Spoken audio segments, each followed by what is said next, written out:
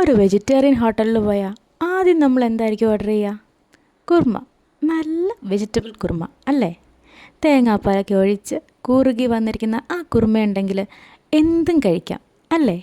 അത് ചപ്പാത്തിയോ അപ്പമോ പൊറോട്ടയോ ഇനി പുലാവ് വേണേലും ഈ കുർമ കൂട്ടി കഴിക്കാം. അങ്ങനെ ഒരു വീഡിയോ ആണ് ഇന്നത്തേത്. അതിനായിട്ട് കിഴങ്ങും ക്യാരറ്റും തൊലി കളഞ്ഞ് മാറ്റി വയ്ക്കണം.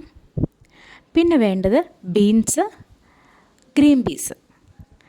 കിഴങ്ങ് ഇതുപോലെ ചെറുതായി അരിഞ്ഞ് ക്യാരറ്റും ബീൻസും അരിഞ്ഞ് മാറ്റി വയ്ക്കണം. ഇനി ഗ്രീൻ പീസ്, ഉണക്ക ഗ്രീൻ പീസ് ആണെങ്കിൽ അത് തലേ ദിവസം വെള്ളത്തിലിട്ട് കുതിർത്ത് വയ്ക്കണം. പച്ച ഗ്രീൻ പീസ് ആണെങ്കിൽ ഈ വെജിറ്റബിൾസിൻ്റെ കൂടെ തന്നെ വേവിച്ചെടുക്കാം.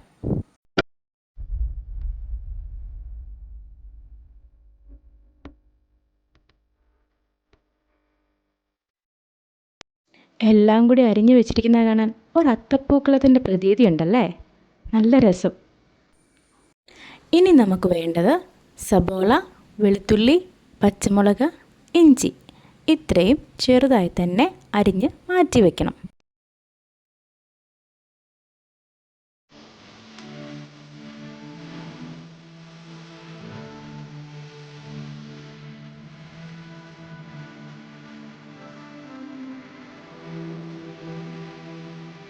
പാല് പിഴിയാൻ ആവശ്യമായ തേങ്ങയും കൂടി എടുത്തു വെച്ചതിന് ശേഷം ഇതുപോലൊരു പാത്രത്തിലേക്ക് കോൺഫ്ലവർ ഇട്ട് അല്പം വെള്ളവും കൂടെ ചേർത്ത് കട്ടയില്ലാണ്ട് കലക്കി വയ്ക്കണം.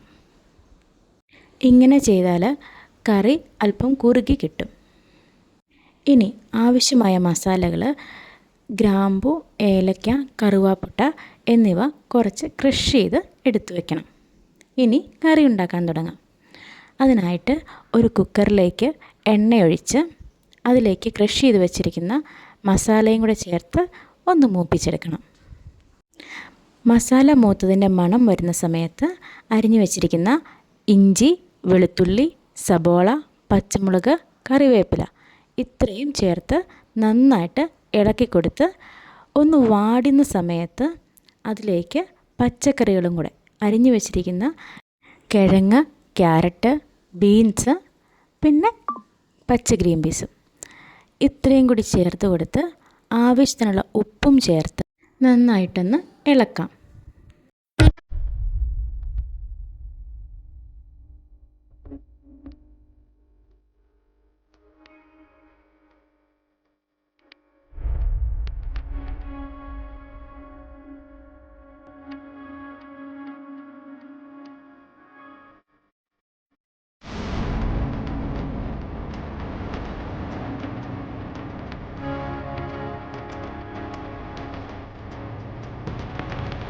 ഇനി അതിലേക്ക് തേങ്ങയുടെ രണ്ടാം പാലൊഴിച്ച് ഒറ്റ വിസിൽ കേൾപ്പിക്കണം.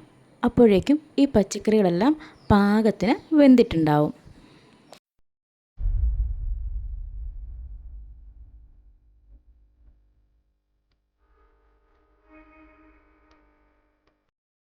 നമ്മുടെ പച്ചക്കറികളൊക്കെ വെന്തിട്ടുണ്ട്. ഇനി ഇതിലേക്ക് നമ്മൾ കലക്കി വെച്ചിരിക്കുന്ന കോൺഫ്ലോർ അതും കൂടി ഒഴിച്ച് കഴിയുമ്പോൾ പാകത്തിന് കറി കുറുകി വരും. ഒന്ന് തിളയ്ക്കേണ്ട താമസമേ ഉള്ളൂ. ഇനി തിളച്ച് കഴിയുമ്പോഴേക്കും അതിലേക്ക് തേങ്ങയുടെ ഒന്നാം പാലൊഴിച്ച് നന്നായിട്ട് ഇളക്കി വീണ്ടും തിളപ്പിക്കാൻ വയ്ക്കണം. ഇനി തേങ്ങാപ്പാൽ തിളച്ച് പോയാൽ അത് പിരിഞ്ഞു പോവും. അതുകൊണ്ട് ഒന്ന് തിളച്ച് തുടങ്ങുമ്പോഴേക്കും സ്റ്റവ് ഓഫ് ചെയ്യാം. എന്നിട്ട് ഒരു ചീനച്ചട്ടിയിലോ നോൺ സ്റ്റിക്കിലോ ഇതുപോലെ എണ്ണ ഒഴിച്ച് അതിലേക്ക് ചെറുതായിട്ട് അരിഞ്ഞ ചുവന്നുള്ളി കൂടി ചേർത്ത് നന്നായിട്ട് മൂപ്പിച്ചിട്ട് അത് ഈ കുക്കറിലേക്ക് ഒഴിച്ച് അടച്ച് വെക്കണം. അപ്പോഴേക്കും ഈ നെയ്യുടെ മണമെല്ലാം ആ കുക്കറിലുള്ള പച്ചക്കറികളിലേക്കും നമ്മുടെ കറികളിലേക്ക് ഇറങ്ങും. അതോടെ നമ്മുടെ കറി തയ്യാറാവും. നല്ലൊരു സ്മെല്ല് വരും, നല്ല നെയ്യ് മൂത്തതിൻ്റെ മണം. അതോടെ നമ്മുടെ സൂപ്പർ ടേസ്റ്റി വെജിറ്റബിൾ കുറുമ തയ്യാറാവും. അപ്പോൾ എല്ലാവരും ട്രൈ ചെയ്ത് നോക്കുക. എന്നിട്ട് നിങ്ങളുടെ അഭിപ്രായം തീർച്ചയായിട്ടും കമൻറ്റ് ചെയ്യണം.